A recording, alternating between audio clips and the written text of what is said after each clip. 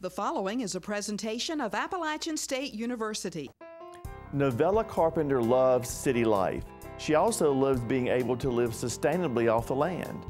In her best-selling book, Farm City: The Education of an Urban Farmer, Carpenter chronicles how she joined these two loves and what she learned about community and herself in the process. Her book was read by incoming freshmen at Appalachian State University this year. We will meet this urban farmer coming up on Appalachian Perspective.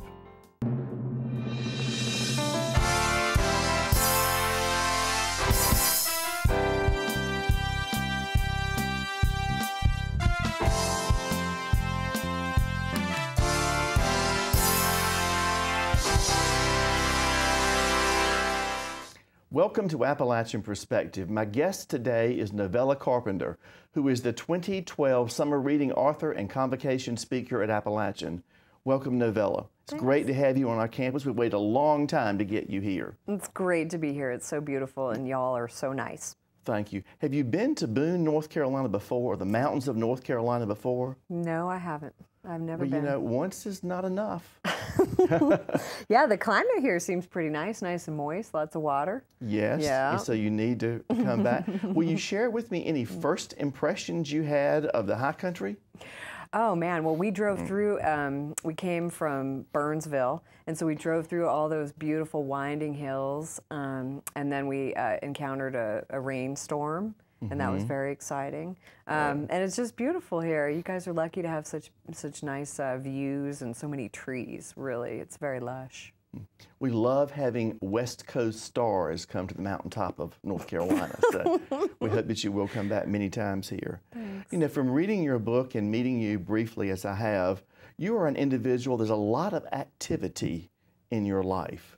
You read and you see goats and pigs and turkeys and chickens and bees, and now a new daughter. So tell me about this new life that's come in. Sure, that's a great question. Well, you know, farming, I have been doing urban farming since 1998, and it started with bees, which I call the gateway urban farming animal, and then I started raising chickens, and at the time, living in Seattle, it was sort of really weird to do this kind of thing. And I'd read this book called The Encyclopedia of Country Living by Carla Emery, and she's a woman from Idaho, and she's a homesteader. And I was working for a publishing company that published the book, and I remember sitting in my little office cubicle laughing, you know, while I was like looking at a picture that's like, you know, kill a pig by, you know, hitting them there, and thinking, oh, I'll never do that. But then some of the things I thought, wow, I could do some of these things in the city, and that's why I started, you know, growing my own food and making pickles and things like that.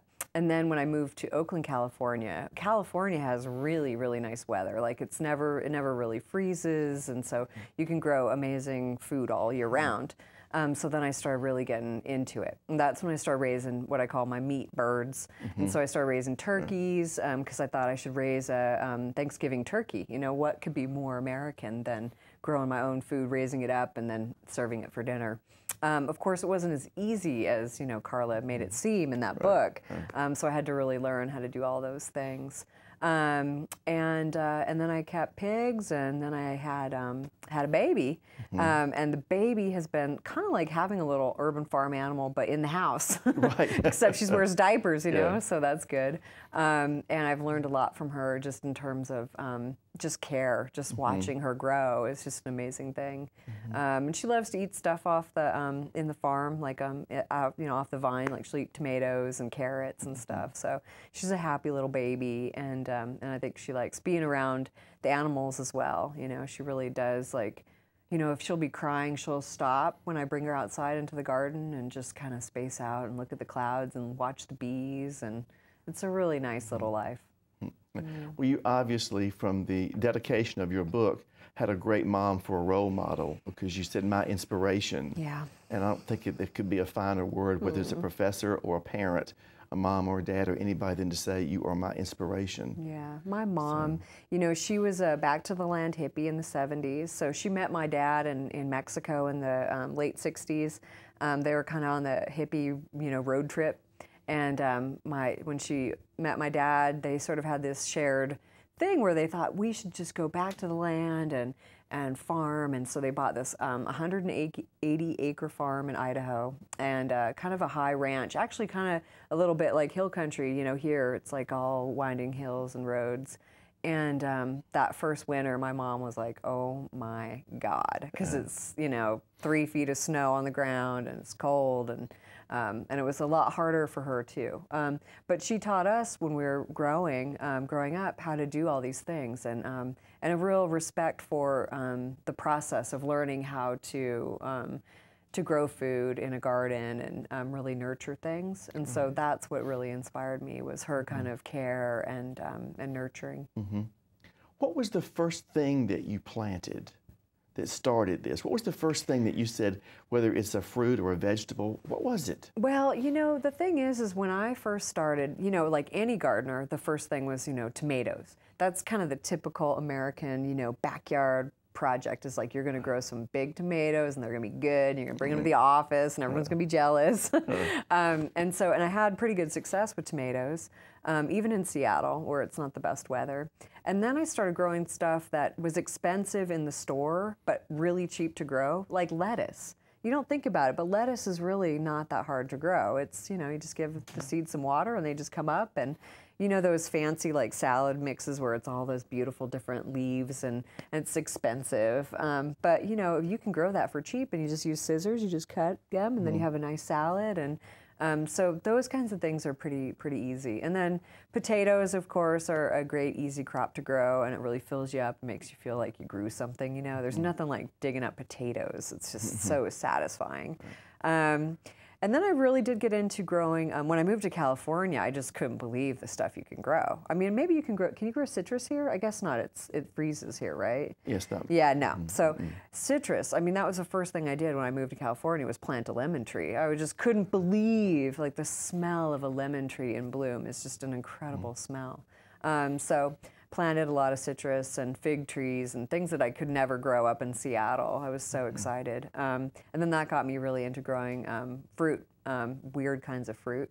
Now I have this Persian mulberry tree that is like, oh my God, it's like, the fruit is like the size of a thumb, and it's black, and it looks like a blackberry, you know, and it just explodes in your mouth when you eat it. It's just the juiciest, it almost tastes like spicy wine or something. It's just amazing. So I really do like fruit trees a lot. Did they attract a lot of birds, though, that would come in, and the mulberry tree especially? You know, the birds have kind of figured out about the mulberries, but mostly they just want to eat the chicken food. So I have a lot of little birds that come in, and kind of freeloaders is what I call them. And they just munch up the chicken food. But they, you know, the chickens are they're in there first. They're bigger. So that's all. It all works out, actually. Yeah, it doesn't. We don't have too many. Some people have problems with squirrels. You know, they'll eat all their figs, and that can be a problem. But I haven't so far. My neighborhood is so urban that I haven't seen a squirrel around. You know, it's not like that. Yeah. Yeah. I really enjoyed your story in the book about the growing of watermelons, and you said in there, you had planted them and you kept looking and waiting. That is so typical of people, you know, in my category, of which you want to plant something. It's that tomato plant that you talked about, or sometime you may say, I'm going to branch out and do cantaloupes or pumpkins, just something, but you just are so anxious to see it come up. Yeah. And you described digging around in it a little bit, yeah, and it wasn't coming up, and so you blame the seed manufacturer, the seed company, you blamed the fertilizer people, right, you blamed everybody for something, the ants, everything, and then finally later you found it did germinate, it was coming up. What's the most difficult thing that you would say to grow? Well, you know, yeah, that's a great example, the watermelon. It really teaches patience, you know. You can't rush gardening. It's going to germinate when it wants to. One of the hardest things to germinate is carrots. They just don't, they have to have completely moist seed bed at all times for a number of days before they'll germinate. So carrots have actually been really hard to germinate. But one thing I figured out is you can buy pelleted seed. And this is kind of like getting into like beyond being a gardener, you know, you have to think like a farmer. Like, I need that seed to germinate, you know, I can't just be messing around here. I need those carrots. And so they actually sell, I buy them through Johnny's Seeds, which is in Maine. They sell pelleted. They have a clay pellet around the carrot seed, and so that thing keeps moist. once you water it, and so then you have really great germination on the carrots. So little tricks like that, little farming tricks, really helps. Yeah. When you started this project in Oakland, what did your neighbors think? And I think I read in your blog, you said, my neighbors think that I am crazy. And yet this morning, as you said to the students at convocation, you can be a little wacky. I heard that and I thought, I'm not sure I want her saying that to my freshman class. I took it in great spirit. So, what did they say when you started doing this? Well, you know, my neighbors were of two camps. One was that they were either former farmers, and especially like my downstairs neighbors who are from Vietnam, they just couldn't understand why I would want to be doing this. You know, it was kind of like, oh my God, we moved away from Vietnam, so we didn't have to farm in the rice paddies, and now you want to do this thing, but you're just this white girl, you know? Yeah. So that was a camp, and then there were the people that were really into, and later the Nguyen's, this Vietnamese family, came around and taught me some things about farming. But then there was the camp that had, you know, advice, like they had remembered growing up in the South, and you know, how their mom would like put Epsom salts on the tomatoes, and you know, so people that would have tips and you know would want to share their experiences with, you know, this is what we used to do. So really kind of this cultural mashup where people would tell me like there are different things that they like to, how they did it in their country or where they came from when they were little kids. And so there were people that were nostalgic for it, and then there were people that were kind of like, oh my God, why are you doing this? Yeah. But from that, then you wanted to have the animals. So tell me about the animal relationship, and you name them. Do you have a tendency to get attached to them because of their names? And the little girl in the book, that Sophia, I think, that said to you, is this like a pet, your duck, is this like a pet dog? Right. Yeah. It's hard, you know, it's hard when you're raising animals that you're going to eat, like the intention from day one, the moment you look at a turkey poult and you know that is going to grow up to be a turkey and it's going to be my dinner. It's really, that is what you have to keep, that you have to maintain that intention. A lot of times, you know, people maybe think they're going to, you know, process a turkey or whatever, and they can't do it because they haven't really had that intent. So I think, and then what happens is that then you end up feeding this bird that doesn't, you know, why is it there? You know, what is the purpose of this turkey anymore? And then it's a pet. And I think there's a culture in America, especially of just being like, all of our animals are such pets, you know? It's like you got your pet dog and your pet cat, and you love them and you treat them like your babies, and that's great. That's a lot of love. But for people who are farming and actually trying to make it financially work, you can't have them around as pets. They need to go away so they're not eating your feed anymore. You know, there's a moment when they reach a plateau, they're not going to get any bigger, and you're just going to be feeding them. And then you'll end up with this like giant pig or giant turkey or whatever it is in your backyard. So for me, it was really a practical matter of always being like, yes, I'm going to eat this turkey. So even when my vegan you know, neighbor, Lana, named our turkeys Harold and Maude, I was still like, I'm still eating them. Yes, they have names. Later, a friend of mine pointed out that he really likes to name his animals, even the ones he's going to eat. And of course, there's always that joke, breakfast, lunch, and dinner, or you name your pig ham or bacon or something like that, to kind of remind you of what the purpose of the animals are. But this friend of mine, Jim, keeps goats, and he said, you know, even when he knew he was going to eventually process the animal and eat it, he would always give it a name just to kind of be like, it was a show of respect. It was sort of like, yeah, you have a name and you have a purpose, and you're going to eventually be, you know, go away. But for that moment, you're going to be alive, and we're going to love you and respect you. So I think there's that sense of wanting to be connected to your food and really feel, you know, a closeness to it. You know, it's not like when you kill a turkey or your rabbits or something like that on the farm, it's not like you're it's not like you're murdering them. It's not like you're, boy, I hate this rabbit, I'm going to kill it. You know, you're like, thank you for your life, and thank you for feeding me. And so it's this really deep kind of bond that you have with the animal. So I don't think it's that bad to actually name them. As you pointed out this morning, it is a cultural thing between here and other countries, you know, because we do think of all animals as being a pet way. you travel internationally and you'll find that, you know, rabbit you talked about this morning, but you'll find in other countries, China, dog and cat. Yeah. You know, they are delicacies. And, you know, it's not my cup of tea, but, you know, it's just how it is. I know. Yes. I mean, I have this concept of edible pets. I mean, you're kind of like, okay, these are great animals and they're fun and they're cute when they're little babies, and eventually they grow up and then we eat them, you know? So it's kind of like having that, you know, looking at them from the very beginning as being food is important. But yeah, I couldn't eat dog or cat. That's not my culture. Right. But, you know, if for other people it is their culture. Right. So, yeah. Do you find, or do you think that animals that are raised in the urban setting, I mean, animals that we think of as being more wild, like chickens, that they have a different personality, or they are treated differently? You know, I went to a small school in Rocky Mount, North Carolina, and one person that was in my class brought 2 biddies to us for Easter. That was a big thing. We had 2. So I raised them in town.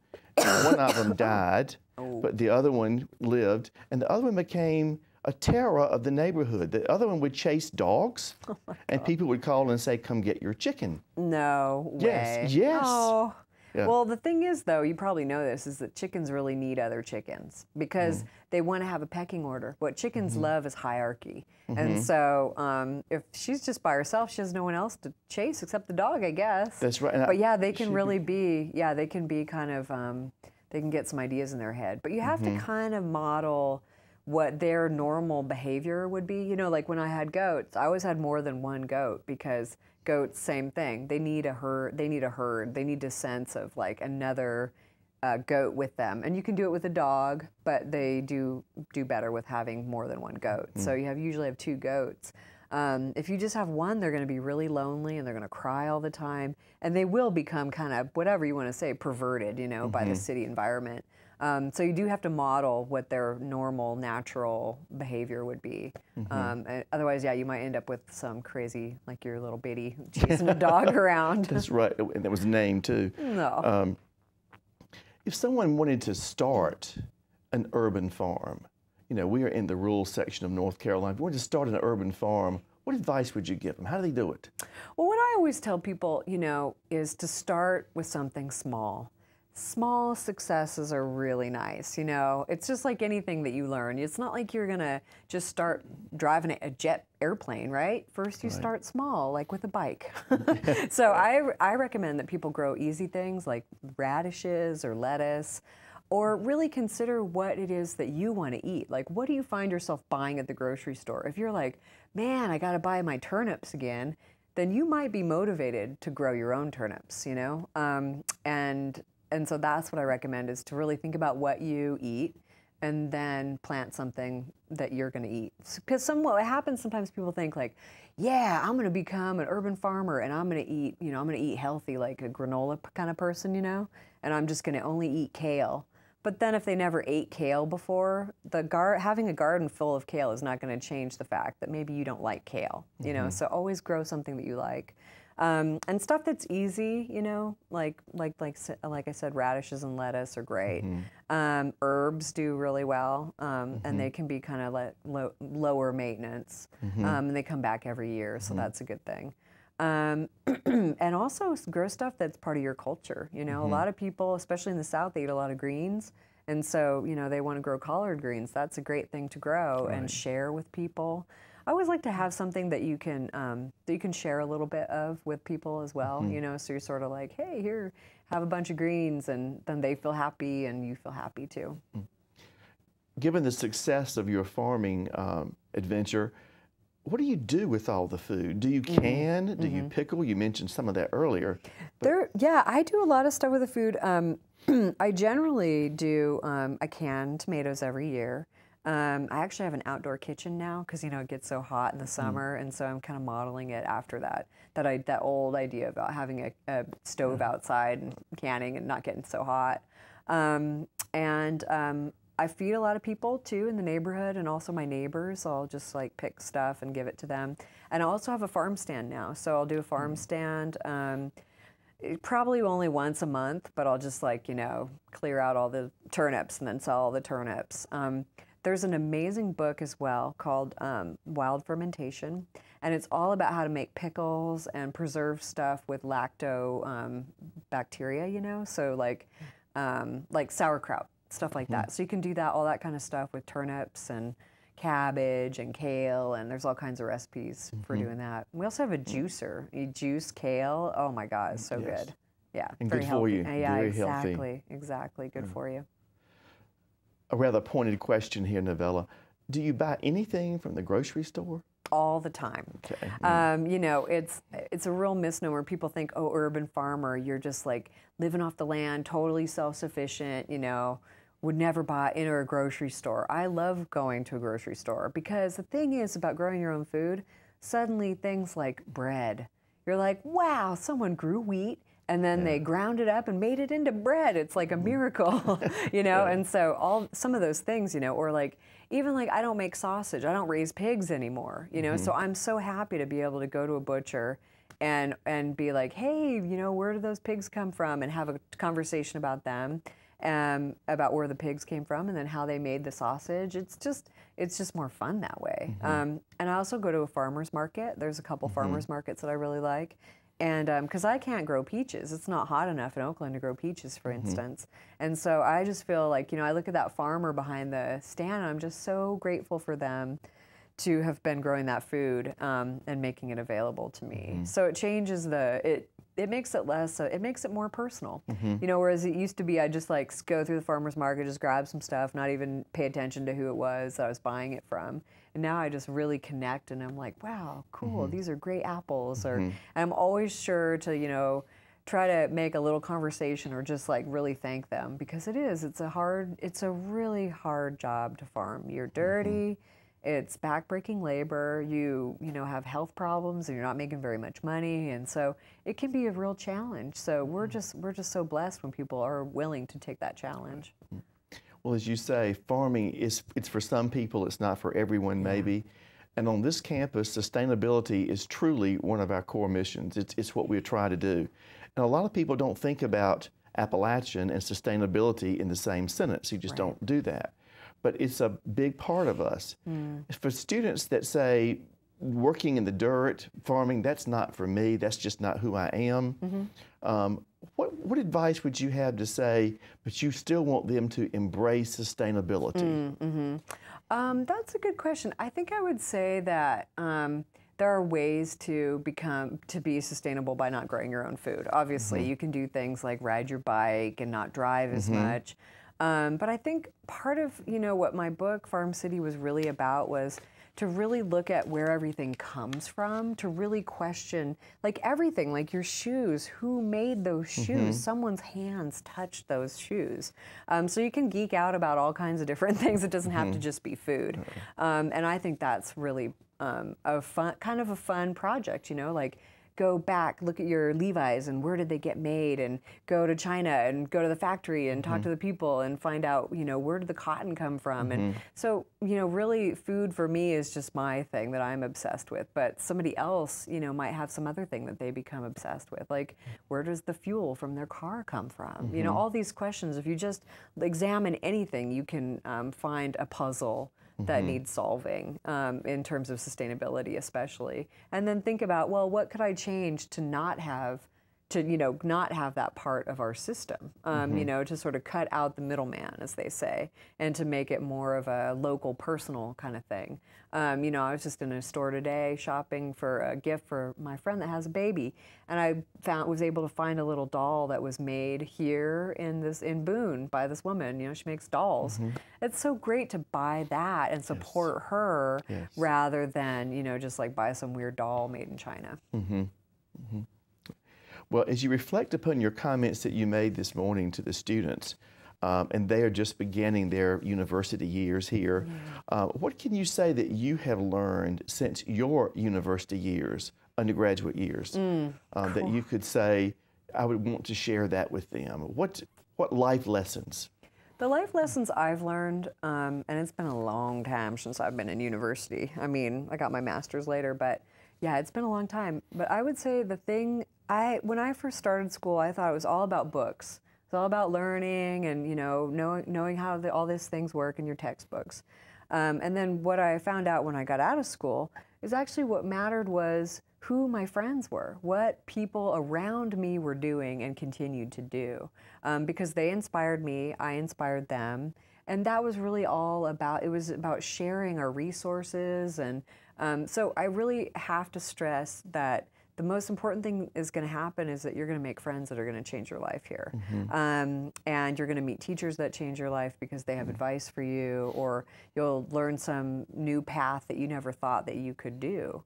So I think that is the most important thing I learned, is that you're going to meet mentors and people who are going to share with you, and you're going to learn from them later. And you're always going to learn. It's not like you're done with university and you're going to stop reading books, you know? And one thing that came in your graduate years was your relationship with Michael Pollan. Yeah, and you know he's had a statement on the cover of your book. Yeah. And I've read some on the blog about him and his respect for you and your respect for him. Yeah. So that shows something that the professor, the relationship between a student, you were at Berkeley at the time in graduate program, a professor and a student. That's a special relationship, isn't it? It is. It's so special because it's kind of like hanging around with like your friends and being geeking out about music or something and being like, hey, have you heard about this band? And you're like, no. And with Michael, it was always like, hey, have you read this book? And I would be like, whoa, that book blew my mind, you know? So he was so generous in terms of sharing, you know, books and people that he knew and ideas that he had. It's such a special relationship. And I mean, I don't know what he gets out of being friends with me, but you know, we're definitely, I think it maybe makes him feel good about the next generation of writers. And I was just so flattered and honored that he was able to write such nice things about my book. And I learned so much from him. It's been, I mean, it's been really, really critical to how I learned to really consider the world and think about food and who I am. Well, that relationship that you have there is one that we try to emulate here. We like for our students and professors to have that kind of relationship that you can share and continue on. Yeah. When life goes on, like you say, just because you walk across the stage and graduate, you're not really finished. Yeah, you know, and you know, when I was in university, I didn't take advantage of that. You know, I never went to office hours, and you know, there is this sense of yeah, you want to be friends with your professors. You really want to be able to challenge them and talk to them and have this conversation, you know, that is really important as you're learning. Because honestly, I just remember things people would just say, just, you know, an idea that they would just toss out, and it would then change your whole path of your education, you know. So it's really important to make those connections early and really try to take advantage of the resources of the campus. Well, Novella, the book is extremely well written, and the style and all is great, and it does what they say. It makes you laugh, and it makes you at times want to just have a little emotional moment, because it brings back memories. Yeah. I mean, we can all see ourselves in it. The way that you presented yourself this morning to the students, and in the book too, it's genuine, it's authentic. And you had said you got to be who you are, and you certainly have done that, and done it with style in many ways. So, what's next? What's the next chapter? Come on, many chapters left for you. What's next? I know, I have a lot to do. I'm working on another memoir. It's called Gone Feral, and it's about my father. So my dad, I never knew. We basically grew up without having a dad. I mean, he was kind of always off in the distance in the backwoods, like hunting for elk or whatever. And so this was sort of going to seek my beginnings, going to find my father. And so it's very personal. It's a more personal book. There are less, you know, characters from the neighborhood. So I wouldn't say it's like a sequel, but it still is set on my farm in Oakland. I have goats, and so the goats are part of the story.